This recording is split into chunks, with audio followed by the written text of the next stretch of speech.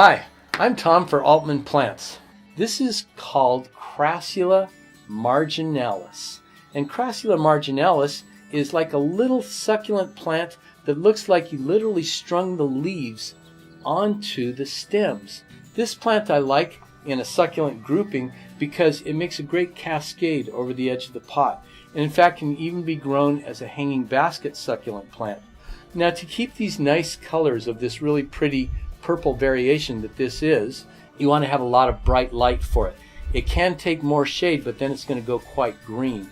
This is a great example, though, if you see two of these side by side, where just the variegation or the variation of pigments in the leaves can make an entirely different colored plant.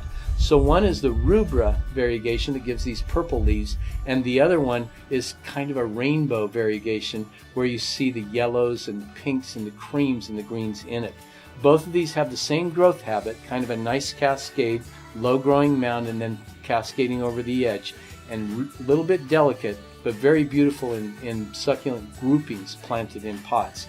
Or again, like I said, can also be let it grow to be a small hanging basket plant.